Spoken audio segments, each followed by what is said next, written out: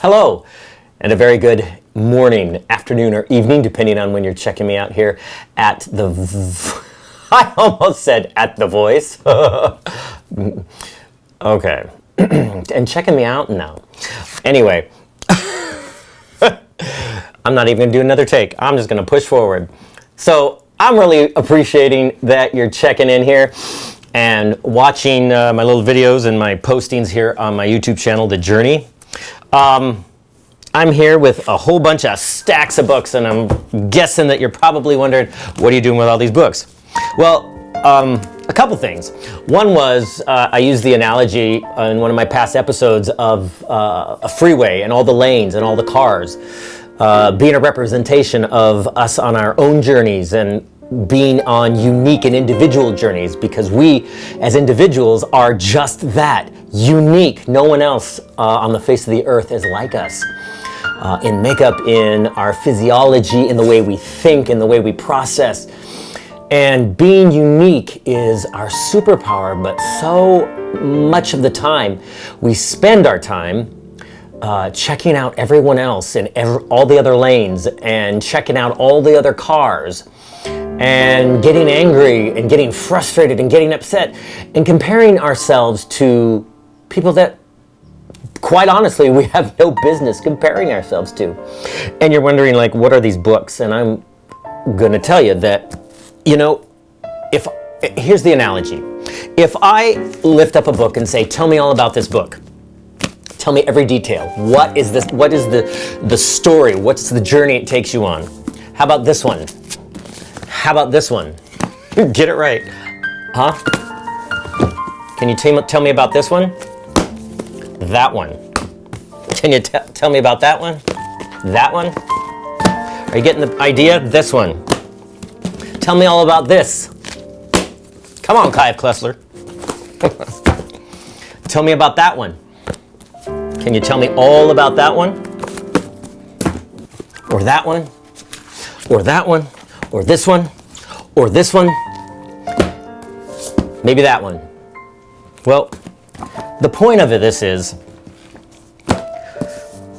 we think we know what someone is all about. We so and too often try and judge a book by its cover, and we don't have any clue their journey and how they got there, whether they're frustrated, whether they're angry and mean, and whether they're succeeding. We have no idea what they've been through and where they're going.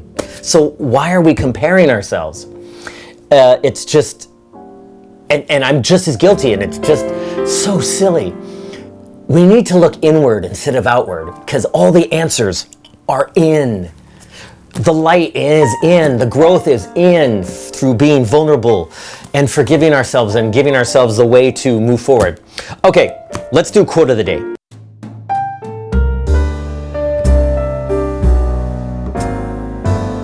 Quote of the day is this: talking about our problems is our greatest addiction. Break the habit and talk about your joys. You know, a few people, not everyone, but a few people have been definitely messaging me and saying, some of these things are so hard. How do you do it? How do I do it? How do I even begin? Because this is like the hardest thing for me. And I want to say this. Here's what I do. And we all have to find our own process. But what we must do is to first change the conversation in ourselves. Change the conversation in ourselves.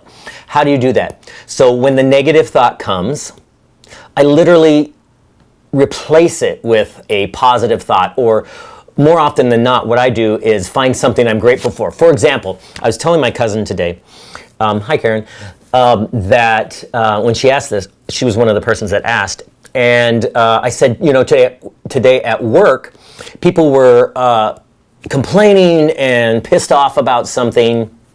And when they turned to me and asked me, and I had every reason to, you know, be angry and get all frustrated and whatnot as well, but I chose not to. And when they came to me, I just said, you know what? It is definitely not perfect, and there's lots of things that need to be improved. But today I am grateful that I have a job that puts food on the table, it pays my rent, and it takes care of me. That's where we have to start. When you remove the negative thought, you have to replace it. And you have to replace it with something positive, something you're grateful for. And literally, we sit around expecting something to change, but it takes work. And for me, it is a daily, moment-by-moment practice that the moment something negative or nasty or whatever comes into play, I replace it with something I'm grateful for, happy for, something good in my life. And literally sometimes I'm thankful for this, I'm thankful for this, I'm thankful for this, until it literally screams over the negative and not so positive thoughts. So it's work and it's practice, just like how do you become good at anything in life? Practice makes progress. And that's what I want to share today. So go out and make it a good one. Oh, and one more thing. I'm loving the suggestions of where you would like me to go. And I do have interviews coming up and kind of like my own kind of soul everyday interviews and whatnot of people and how they're making their way in their journeys and for, light from them and inspiration from them. So I'm excited about that. Please be patient.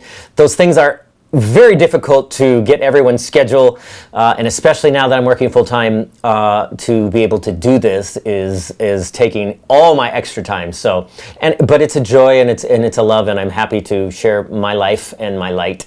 So, stay tuned. Make it a good one.